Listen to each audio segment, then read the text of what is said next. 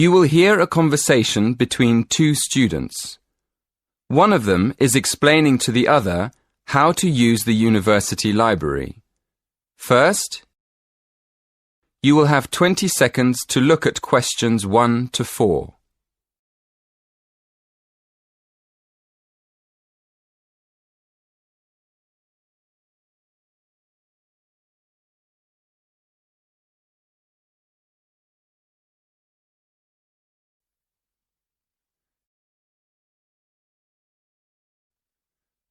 Listen carefully and answer questions 1 to 4.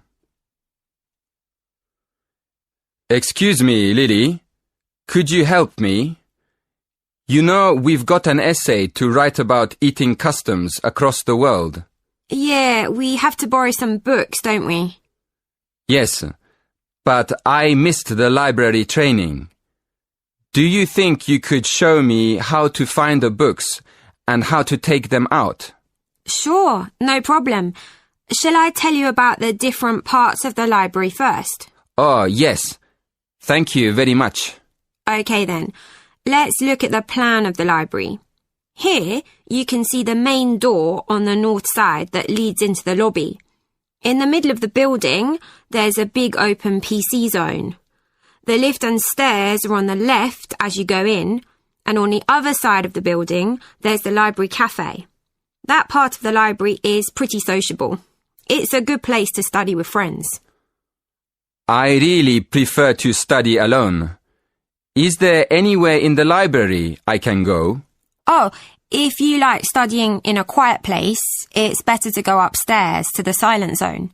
As you come out of the lift or up the stairs, you'll see a section on your right facing north which is closed off.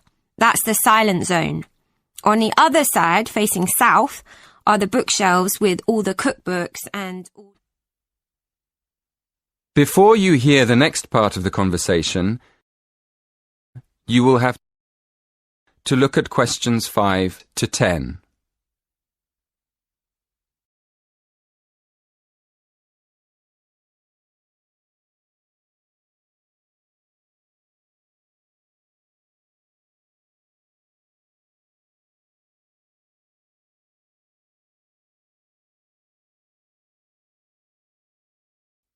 Listen carefully and answer questions 5-10. Now, can you show me how to find a book? Well, the library's very big, and the books on food could be under cookery, or they could be in history, or even entertainment. So the first thing to do is to look it up in the online catalogue. Where do I do that? It's easy. There are lots of computers in the library for that. Okay, I see. Right, you look up the title first. When you found the book, you'll see it has a class mark next to it. The class mark is 1 or 2 letters and a number. Make a note of the class mark. Then look it up on the plan of the library. The plan shows you exactly what section of the library the books are actually kept in. Thank you very much, Lily. So how do I borrow a book? That's simple too. When you go to the library, you'll have to take your student ID card. When you want to borrow a book, you take it downstairs to the scanner. Then, scan your ID card first. Next, open the book and slide it under the scanner until it makes a sound, a short beep. And that's all you have to do. Oh, sorry, I forgot. At the end, the system prints out a ticket. It's a good idea to keep it for a while, just in case you have a problem with your loan. Thanks again, Lily. You've been really kind. That is the end of part 1. You now have half a minute to check your answers.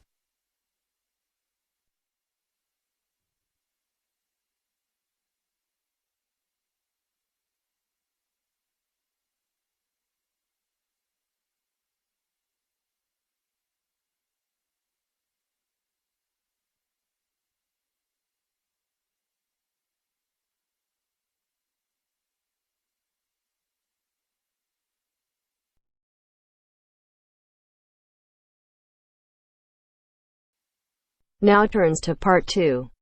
Part 2. You will hear a hike leader giving information about an upcoming hiking trip. First, you have some time to look at questions 11 to 15.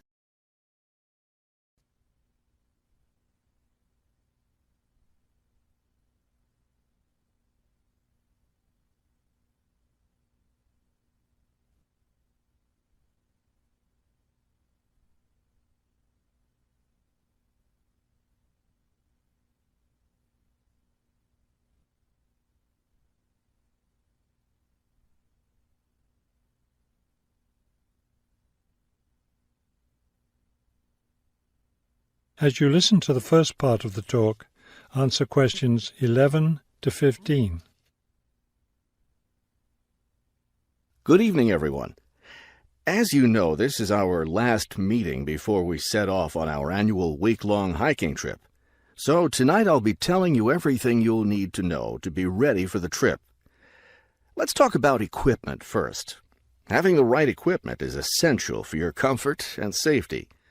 First, you'll need a warm and comfortable sleeping bag. However, you won't need to worry about carrying a tent, since we'll be sleeping in shelters along the way. Also, part of the fee you've paid for the trip goes toward food, so you won't need to put that on your packing list either. We found, though, that it's more efficient for each person to bring his or her own dishes, so be sure to pack a plastic bowl, a cup, and a fork, knife, and spoon. That's all you'll need in the way of dishes. Perhaps the most important item to put on your list is a comfortable pair of hiking boots. Nothing ruins a hike more than getting blisters and sores from ill-fitting boots. So make sure your boots fit you right. Shoes and sneakers aren't adequate for the type of hiking we'll be doing. Of course, a backpack is necessary for carrying your equipment. Make sure you have one that's lightweight and comfortable to carry. Walking poles have become popular among hikers recently, but we don't recommend them. They can get in the way when too many hikers are using them at once, and some serious injuries have been caused. So it's best to leave those at home. Let's see, what else? Oh, yes, some people have asked me about trail maps. They're available, but you really don't need them, as your hike leaders have scouted out the trail and will be guiding you along the way. And don't forget to bring a warm jacket. You may think you won't need one in this warm summer weather, but remember that evenings in the mountains can get quite cold. Is there anything else I need to tell you? Oh, yes, your guides will each be carrying a first aid kit, so that's one less thing for you to pack yourself. Remember, you'll be carrying your backpack all day, so keep your load light and don't overpack. Before you hear the rest of the talk, you have some time to look at questions 16 to 20.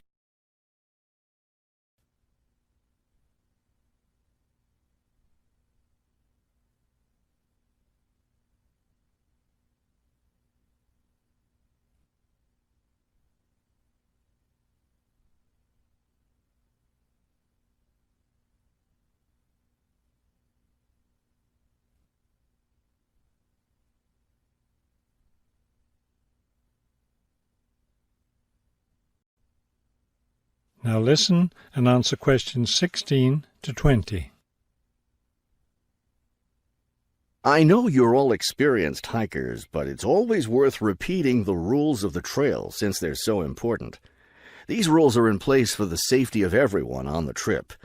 As you know, there'll be a hike leader walking at the head of the line who will show the group the way.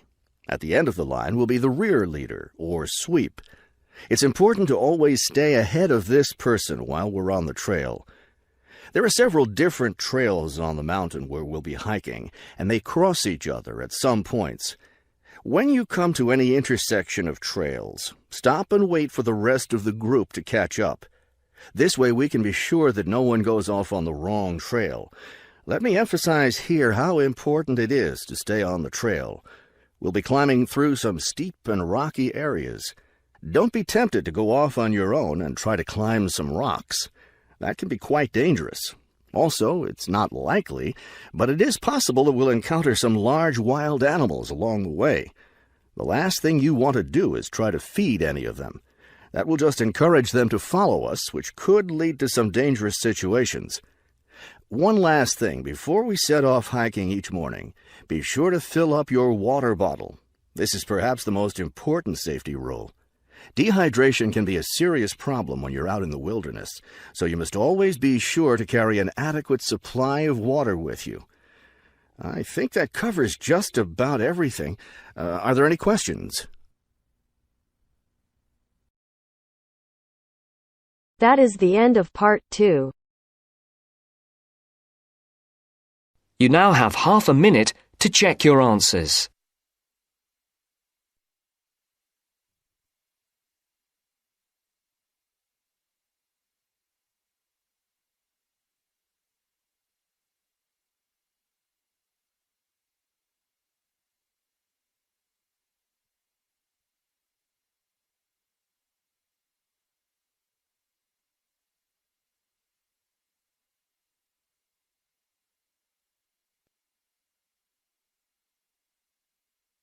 Now turns to part 3. Part 3.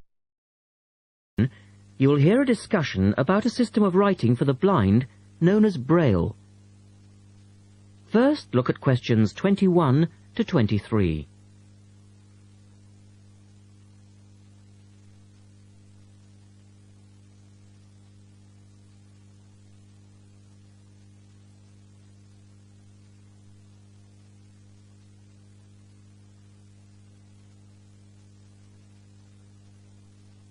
Now listen to the first part of the discussion and complete the notes for questions 21 to 23.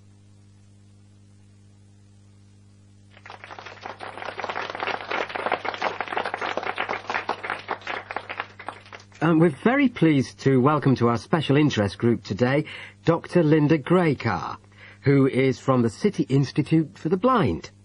Linda is going to talk to us about the system of writing for the blind known as Braille. Linda, welcome. Thank you. Now, we'd like to keep this session pretty informal, and I know Linda won't mind if members of the group want to ask questions as we go along. Well, let's start with an obvious one. What is Braille, and where does it get its name from? Well, as you said, Braille is a system of writing used by and for people who cannot see.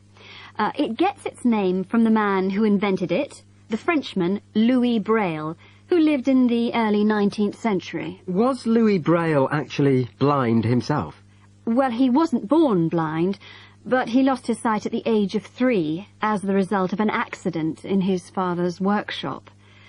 Louis Braille then went to Paris to the National Institute for Blind Children, and that's where he invented his writing system at the age of only 15 in 1824, while he was at the Institute. But he wasn't the first person to invent a system of touch reading for the blind, was he? No, another Frenchman had already come up with the idea of printing embossed letters that stood out from the paper, but this was very cumbersome and inefficient. Did Louis Braille base his system on the first one? No, not really. When he first went to Paris, he heard about a military system of writing using 12 dots. This was a system invented by an enterprising French army officer, and it was known as night writing. It wasn't meant for the blind, but rather for battle communications at night.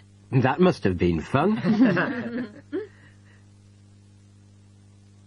Look at questions 24 to 30.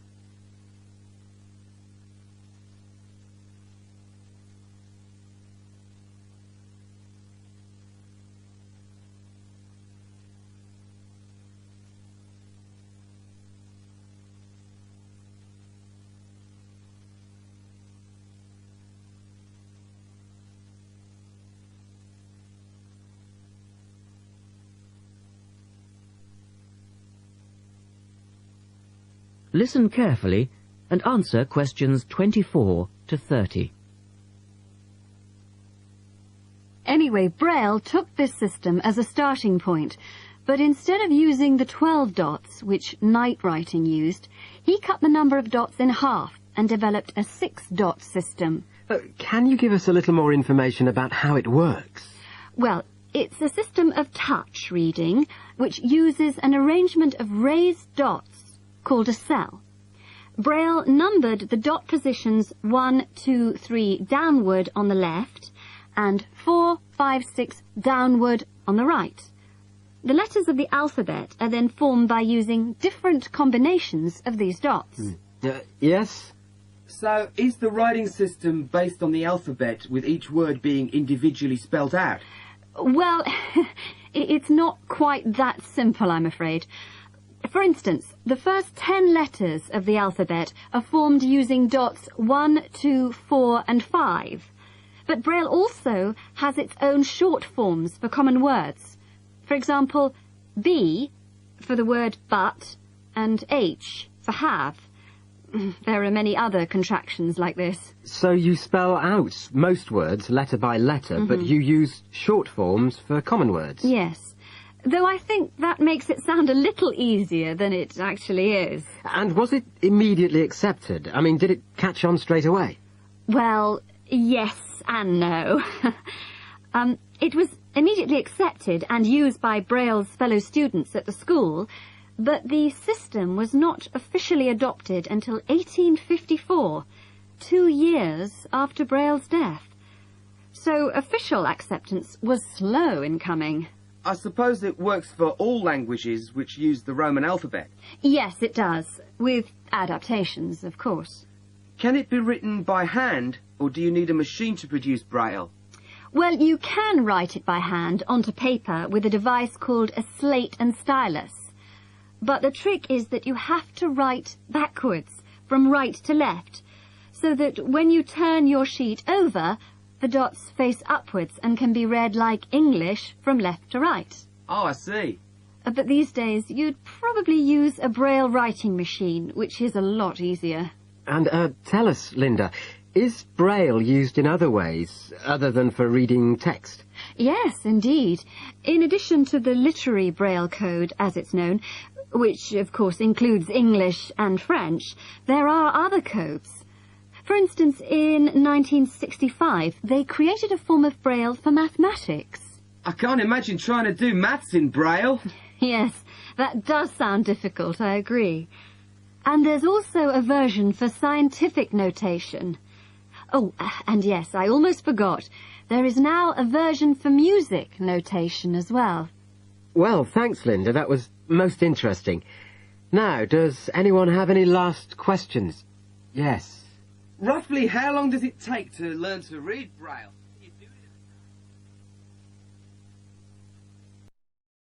That is the end of part 3. You now have half a minute to check your answers.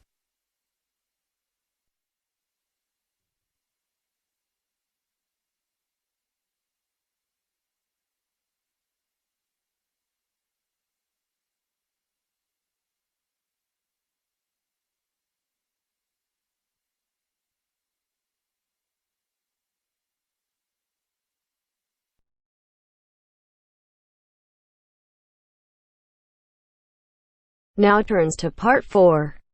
Part 4. Hear a lecture about the history of the tomato. First, you have some time to look at questions 31 to 35.